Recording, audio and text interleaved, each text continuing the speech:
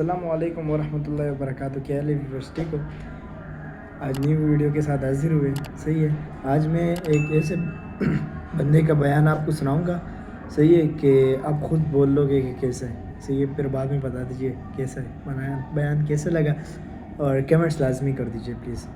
अगर इस्लाम के कारण आतंकवाद होता, मेरा सवाल जरा समझ लीजिए, अगर इस्लाम के कारण आतंकवाद होता तो दुनिया के कौन से देश में सबसे ज्यादा आतंकवादी होना चाहिए? इंडोनेशिया में। सऊदी अरेबिया बहुत छोटा है, पता नहीं हमारे बंबई के बराबर भी है कि नहीं। सऊदी अरेबिया बहुत छोटा है, सबसे ज्यादा आतंकवाद होना चाहिए इंडोनेशिया में, दुनिया का सबसे बड़ा मुस्लिम देश। वहां इस प्रकार का आतंकवाद नहीं है। नंबर 2, वो एरिया देखिए, अभी सवाल आपको बताया गया, उसको याद रखिएगा। इस दुनिया के आतंकवाद से, जिसको इस्लामिक आतंकवाद कहा जाता है, गलती से कैसा कहा जाता है वो भी बताऊंगा। इस आतंकवाद से मारे जाने वाले ज्यादा लोग, इससे मारे जाने वाले ज्यादा लोग हिंदू हैं, मुसलमान हैं या क्रिश्चियंस हैं? मुस्लिम हैं। इस्लाम के नाम पे आतंकवाद है, सबसे ज्यादा कौन मारा जाता है? मुस्लिम। अब तीसरी बात का ख्याल कीजिए, किस एरिया में इसका लोकेशन है? This terrorism is located in which area? उस एरिया की मैं 3 आपको बातें बताता हूं। उस एरिया में, जिसको मैं वेस्ट एशिया कहता हूं, पश्चिम एशिया में 3 चीजें हैं। नंबर 1, वहां रहने वालों में मुसलमान ज्यादा है, यस नो? उसी एरिया में आतंकवाद ज्यादा है, उसी एरिया में तेल का खजाना है। तो आतंकवाद तेल के कारण है कि इस्लाम के कारण है? तेल के कारण है। और तेल का कब्जा कौन करना चाहता है? तेल का कब्जा वो ताकत करना चाहती है जो वॉशिंगटन में बैठे हुई पूरी दुनिया को नचाते रहती है। काम करने वाला कोई और गुनाहगार कोई और बनाया गया। अब ये आया कैसे? तो आपको बता दूं कि ये अल कायदा के जो मदरसे, अब मदरसा अपने आप में खतरनाक शब्द उसमें कर देते हैं, कुछ मदरसों में इस आतंकवाद की ट्रेनिंग दी गई। इस्लाम के कारण गलत। ये जो मदरसों में आतंकवाद की ट्रेनिंग दी गई, उसके पीछे भी जो हाथ था, 2 चीजों का था। सबसे बड़ा हाथ था अमेरिका का। अमेरिका ने $8,000 मिलियन, 7,000 टन हथियार दिए अल कायदा को। उनका ब्रेन वॉश किया गया। इस्लाम के जो 2 महत्वपूर्ण शब्द हैं, माफ कीजिएगा अगर मैं कुछ गलत कहूं, मैं इस्लाम का स्कॉलर नहीं हूं, समझने की कोशिश करता हूं, कुछ मैंने गलत कहा तो उसमें माफ कर दीजिएगा। तो 2 शब्दों को उन्होंने बदल दिया।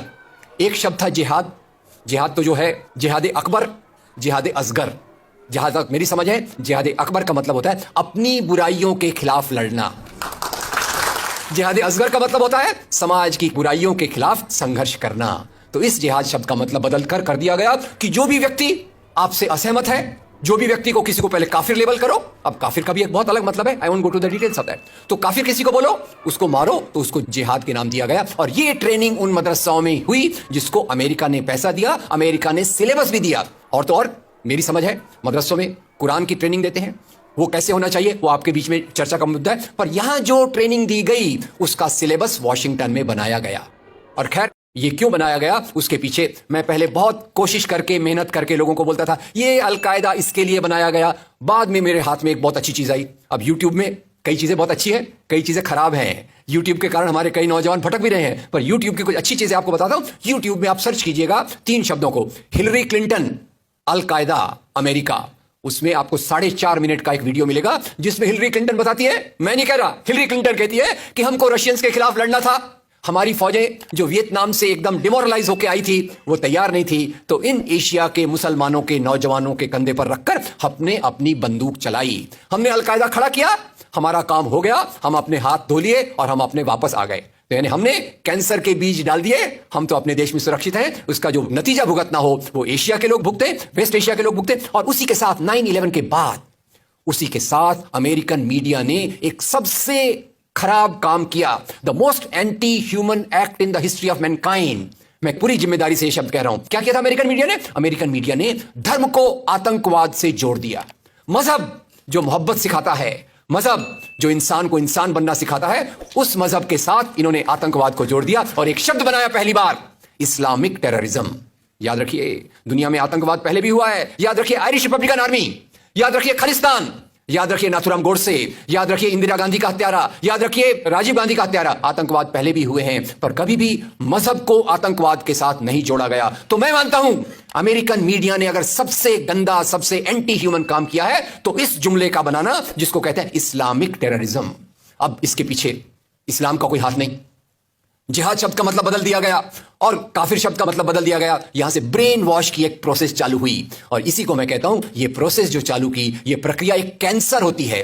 मेरा थोड़ा मेडिकल बैकग्राउंड है, मैं जानता हूं कैंसर शुरुआत में होता है, आपने ट्रीट कर लिया तो ठीक है, जब वो फाइनल स्टेज में जाता है तो पूरी दुनिया की बर्बादी करने पे तुल जाता है। और वही बात अलकायदा के साथ हुई। अलकायदा के बाद मामला वहीं खत्म नहीं होता। तेल की प्यास, तेल की भूख बहुत बड़ी है। आप जानते हैं भारत 200 साल तक गुलाम रहा इंग्लैंड का। काय के लिए गुलाम था?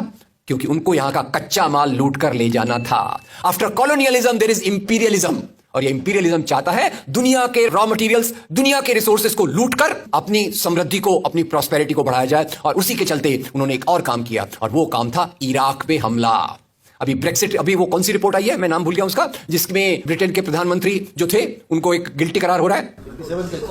वो रिपोर्ट में पहले उन्होंने तय कर लिया कि हमको इराक पे हमला करना है, बाद में आर्ग्यूमेंट ढूंढते रहे कि भाई कौन सी बात पे हम इराक पे हमला करें। तो बोले अरे इराक के पास तो वेपन्स ऑफ मास डिस्ट्रक्शन है। उस बात पे लंबी बहस चली, और यूनाइटेड नेशंस जिसको अमेरिका ने अपने जेब में रख लिया है, उसके सहारे से उन्होंने इराक पे हमला किया। और वो इराक पे हमले के कारण जो वहां की आर्मी स्ट्रक्चर था, जो फौज का स्ट्रक्चर था, वो डिस्टर्ब हो गया।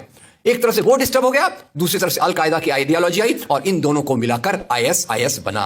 काम है इस्लाम का नाम, इस्लाम के नाम पर जो काम हो रहा है वो वास्तव में it is a design of imperialist powers to control on the oil resources of the world. इससे गंदी बात दुनिया में कोई नहीं हो सकती कि मजहब के नाम पर एक पॉलिटिक्स, मजहब के नाम पे आर्थिक समस्याओं को अमेरिका हल करने की कोशिश कर रहा है। अच्छा ब्रदर्स, कैसा लगा बयान? सही। और मैं असल में व्लॉग इसलिए भी जो है ना, मतलब कुछ दिनों के लिए नहीं था, क्योंकि मैं खुद बीमार हो गया था। आवाज़ से भी आप लोगों को पता चल गया होगा। सही है, इंशाल्लाह नेक्स्ट 1-2 दिन में तकरीबन व्लॉग स्टार्ट करेंगे दोबारा। लेकिन आप लोग जो है ना वो प्यारा मोहब्बत भी नहीं दे रहे हो, तो मतलब दिल में भी इतना ख़ास वो नहीं होता कि यार चलो व्लॉग बनाए या वैसे। बस आप जो है ना थोड़ा सा वो किया करो, मतलब सब्सक्राइब वगैरह, चलो कमेंट करा करो। सही है कि यार थोड़ा दिल जो है ना, दिल नरम हो जाए कि बोले हाँ यार फ़ैन बन रहे, तो इंशाल्लाह कोशिश भी इंसान कर लेता है, स्ट्रगल फिर मज़ीद कर लेता है, भले एक वीडियो में एक कमेंट्स क्यों ना हो।